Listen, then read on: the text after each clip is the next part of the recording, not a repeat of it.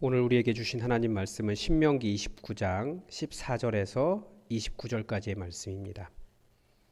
신명기 29장 14절에서 29절까지의 말씀입니다. 우리 하나님의 말씀을 다 함께 받들어 읽겠습니다.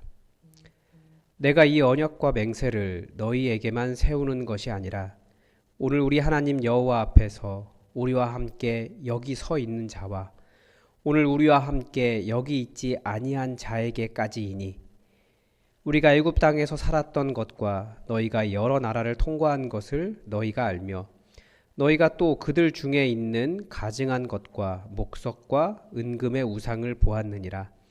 너희 중에 남자나 여자나 가족이나 지파나 오늘 그 마음이 우리 하나님 여호와를 떠나서 그 모든 민족의 신들에게 가서 섬길까 염려하며 독초와 쑥의 뿌리가 너희 중에 생겨서 이 저주의 말을 듣고도 심중에 스스로 복을 빌어 이르기를 내가 내 마음이 완악하여 젖은 것과 마른 것이 멸망할지라도 내게는 평안이 있으리라 할까 함이라.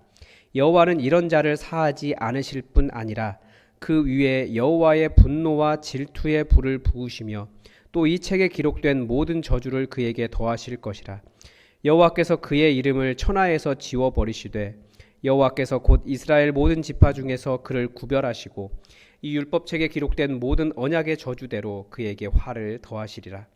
너희 뒤에 일어나는 너희의 자손과 멀리서 오는 객이 그 땅의 재앙과 여호와께서 그 땅에 유행시키시는 질병을 보며 그 온 땅이 유황이 되며 소금이 되며 또 불에 타서 심지도 못하며 결실함도 없으며 거기에는 아무 풀도 나지 아니함이 옛적에 여호와께서 진노와 격분으로 멸하신 소돔과 고모라와 아드마와 스보임의 무너짐과 같음을 보고 물을 것이요 여러 나라 사람들도 묻기를 여호와께서 어찌하여 이 땅에 이같이 행하셨느냐 이같이 크고 맹렬하게 노하심은 무슨 뜻이냐 하면 그때 사람들이 대답하기를 그 무리가 자기 조상의 하나님 여호와께서 그들의 조상을 애굽에서 인도하여 내실 때에 더불어 세우신 언약을 버리고 가서 자기들이 알지 못하고 여호와께서 그들에게 주시지도 아니한 다른 신들을 따라가서 그들을 섬기고 절한 까닭이라.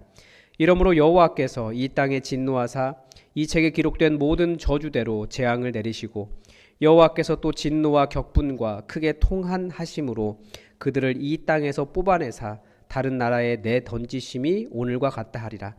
감추어진 일은 우리 하나님 여호와께 속하였거니와 나타난 일은 영원히 우리와 우리 자손에게 속하였나니 이는 우리에게 이 율법의 모든 말씀을 행하게 하려 하심이니라. 아멘. 오늘 본문은 이 모압 언약을 누구와 세우셨는지를 언급하면서 시작합니다. 하나님의 말씀은 단지 그 세대, 들은 그 세대뿐만 아니라 앞으로 오고 오는 모든 세대에게 주신 말씀이다라고 하는 것을 우리는 여기서 잘 알 수 있습니다. 그리고 이 언약과 맹세의 이유가 나옵니다. 만약에 하나님의 백성인 이스라엘이 하나님을 잊으면 어떻게 되느냐에 대한 내용을 가르쳐 주려고 이 내용이 들어있는 겁니다. 그런데 내용을 잘 읽어보니 뭐가 들어있습니까? 다 저주문들입니다. 우리가 성경 안에서 우리에게 하나님께 주시는 복된 말씀, 우리를 위로하시는 말씀, 우리에게 힘을 주시는 말씀을 찾아가기에 사실은 이런 말씀은 잘 읽지 않으려고 합니다. 그러나 성경은 미리 하나님의 은혜를 망각한 백성들에게 망각할까봐 이 경고를 주고 있습니다. 그러니까 우리도 사실을 잘 들어야 되는 말씀인 거죠. 성경에서 이렇게 저주문을 기록한 이유가 18절에 나옵니다. 너희 중에 남자나 여자나 가족이나 지파나 오늘 그 마음이 우리 하나님 여호와를 떠나서 그 모든 민족의 신들에게 가서 섬길까 염려가 된다라는 겁니다. 고대는 신들의 세계였습니다. 그러니까 우리가 생각하는 것 이상으로 신들의 세계였습니다. 일상을 해석하는 모든 방법 안에 다 신들에 대한 이야기가 들어있었습니다. 예를 들면 제가 연구한 신화 중에 에누마 엘리시라고 하는 바벨론 신화가 있습니다. 세상을 만드는 이야기가 담겨 있기 때문에 바벨론 창세기라는 식으로 세상에 소개되었습니다. 그 안에 전쟁에 대한 내용이 들어있는데 신들이 싸우거든요. 그 신들의 전쟁은 이 세상의 전쟁을 어떻게 진행해야 하는가, 대적이 누구인가, 거기에 대한 해석적인, 그러니까 이 땅의 전쟁이 하늘로 올라갔다라고 이야기할까요? 그렇게 그렇게 해석하는 식의 신화였던 겁니다. 그러니까 대적에게 승리했을 때 그들을 또 어떻게 해야 하는가, 여기에 대한 것까지 그런 가이드가 그 신화 안에 들어있는 거죠. 애굽이라는 나라 안에서 살던 이스라엘 자손들은 어떤 신화로, 어떤 신의 이름으로 그들이 사는 삶을 해석하며 살았을까요? 잘 될 때, 잘 못 될 때, 병들었을 때, 혹은 뭔가 좋았을 때, 다 그때마다 어떤 신이 어떤 일을 하고 있는 거야, 이런 식으로 해석을 했다라는 거예요. 심지어 태양이 뜨고 지는 것도 뭐 태양신이 이렇게 그 마차, 그 태양 마차 몰고 가다가 밤이 되면 또 누구랑 밤새도록 싸우다가 또 이겨가지고 아침에 올라온다, 이런 식의 해석을 했잖아요. 또 아마 새로운 땅으로 이렇게 가는 일들을 생각하면, 제가 만약에 만든다 그러면 일반인보다 더 뛰어난 신의 선택된 사람이 여러 어려움을 겪고 결국 신들의 세계에 들어간다라고 하는 해석을 했을 것 같아요, 신화적으로. 왜냐하면 실제 있잖아요, 헤라클레스, 이런 신화들이 그런 내용 아닙니까? 16절에 보면 애굽에서부터 여러 나라를 통과하면서 여러 문화를 접했는데 그 문화가 무엇이겠습니까? 말씀은 그렇게 가르쳐줘요. 그들 중에 있는 가증한 것과 목석과 은금의 우상을 보았느니라. 여기서 가증한 것이라는 말은 똥 같은 것, 이런 뜻입니다. 고대에 가는 곳마다, 만나는 세상마다 얼마나 많은 우상을 세워두었는지 그들은 보았을 거고 그 이야기를 들었던 겁니다. 모세도 보았겠죠. 그러니까 잘 아는 거예요. 그런데 우상의 이야기라는 것이 인간이 만들었기 때문에, 다른 말로 하면 인간이 이해할 수 있는 수준으로 설명하고 있기 때문에 귀에 쏙쏙 들어옵니다. 우리는 내가 이해하면 진리라고 생각합니다. 그래서 아주 단순하면서 허황된 이야기가 사람들에게 먹혀요. 이단들이 그렇더라고요. 사실 신앙이 조금만 있으면 이단들 하는 이야기를 들으면 좀 무시합니다. 저거 말도 안 되고, 뭐 하나님 그런 분도 아니고. 논리가 너무나 허술을 해서 우리는 듣지는 않는데, 그런데 이단에 빠지는 사람들이 왜 그렇게 많습니까? 그들이 말하는 세상과 하나님에 대한 설명이 이해가 되거든요. 그러니까 목사님들 설교도 사실은 몇 마디 이해되는 말이 있으면 보니까 이해가 은혜 받았다 그러는 것 같더라고요. 그냥 제 생각입니다. 그런데 참고로 하나님은 우리의 이해를 넘어선 신의 영역에 계신 분이시지 내가 다 이해할 수 있는 분이 아닙니다. 우리가 이것을 잘 분별할 수 있어야 됩니다. 사실 우리에게도 그런 우리가 지나온 삶의 모든 궤적 속에서 만나는, 우리가 통과한 여러 나라 속에서 만나는, 우리 세상 속에서 만나는 그런 가증한 것과 목석과 은금의 우상들이 있습니다. 그런 것들이 사실 우리 안에 켜켜이 쌓여져서 내 생각을 좌우하죠. 그래서 이것을 뭐라고 부릅니까? 세상 풍조라고 부르는 거예요. 우리는 이제 신이라고 이름을 붙이지는 않지만 세상을 여전히 그 당시의 신의 이름으로 해석했던 것처럼 여전히 이 세상을 움직여 나가는 어떤 논리가 있다라고 생각을 하는 거죠. 예를 들면 돈이 있어야 한다. 맞는 말이죠. 그게 정말 맞는 말입니까? 하나님도 그렇게 말씀하실까요? 갑자기 의문이 생기죠. 근데 그게 확고하면 확고할수록 하나님이 설 자리가 없어질 가능성이 있어요. 하나님이 그것을 뛰어넘으시는 분이시니까. 회개가 무엇이라고요? 하나님은 할 수 있다라고 진짜로 믿는 것입니다. 예수님은 바로 우리에게 그 지점, 하나님이 아니라 다른 것이 나의 우상이 되어 있는 것을 경계하셨어요.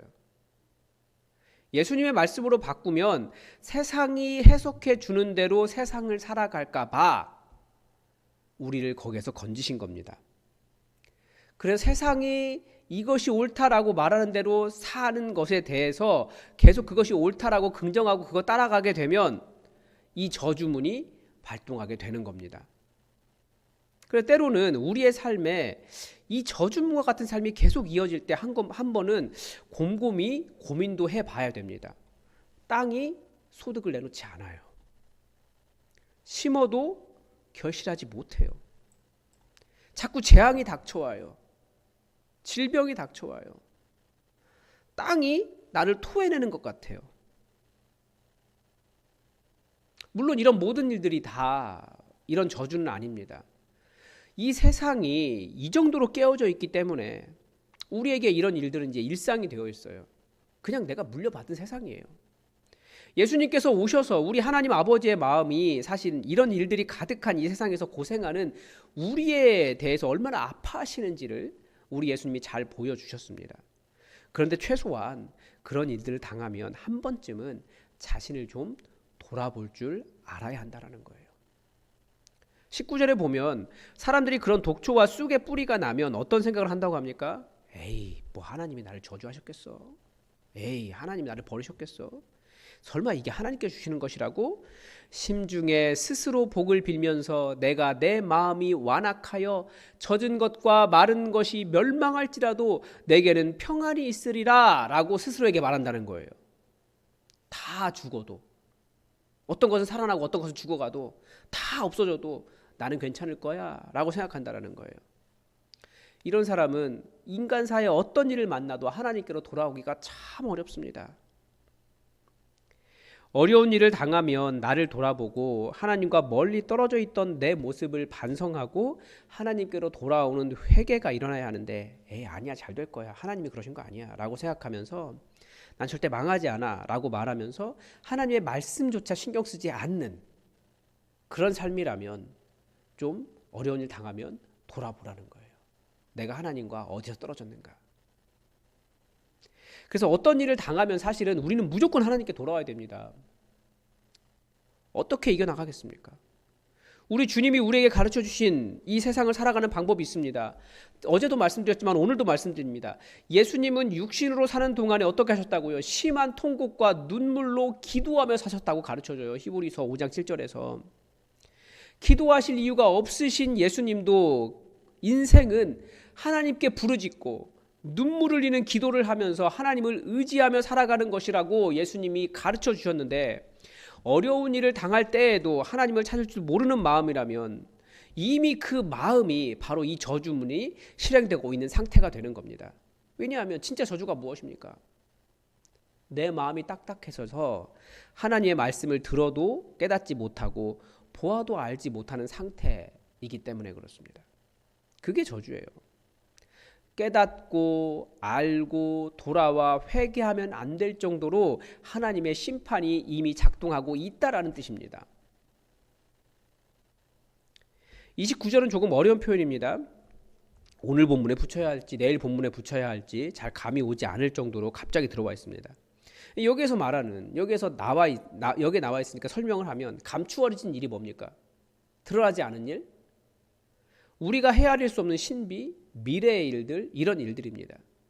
인간이 하나님의 일을 다 알 수 없다는 거죠. 반대로 나타난 일은 무엇입니까?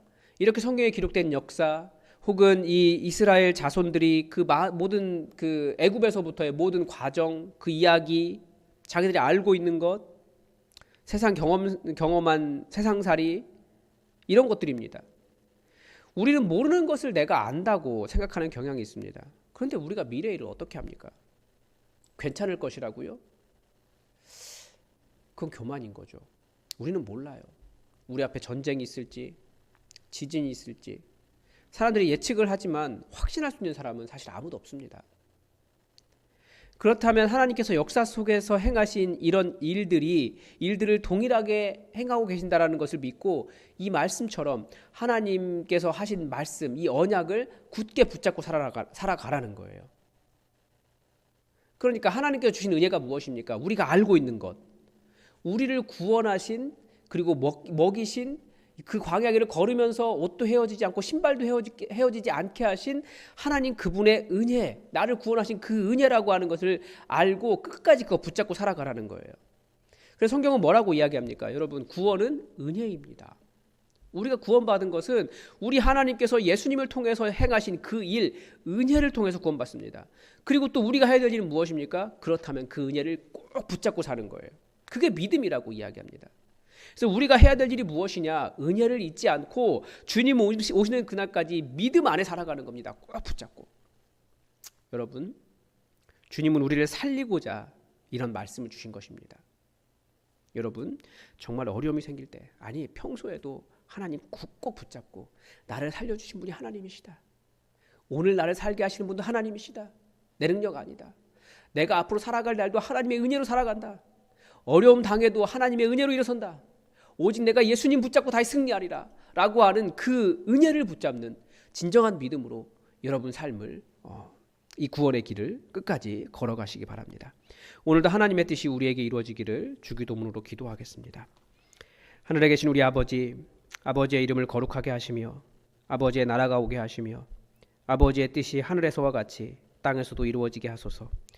오늘 우리에게 일용할 양식을 주시고 우리가 우리에게 잘못한 사람을 용서하여 준 것 같이 우리 죄를 용서하여 주시고 우리를 시험에 빠지지 않게 하시고 악에서 구하소서. 나라와 권능과 영광이 영원히 아버지의 것입니다. 아멘.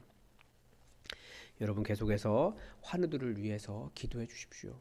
우리 변미전 집사님 완전히 깨끗하게 온전하게 회복될 수 있도록 여러분 기도해 주시기 바랍니다. 계속해서 우리 교회에 하나님의 선하신 인도하심이 있을 수 있도록 여러분 기도해 주시고 우리가 정말 서로가 서로를 깊이 사랑하는 진정한 하나님 나라의 공동체가 그 진실한 공동체가 우리 안에 이루어질 수 있도록 여러분 계속 기도를 부탁을 드립니다. 다 함께 기도하겠습니다.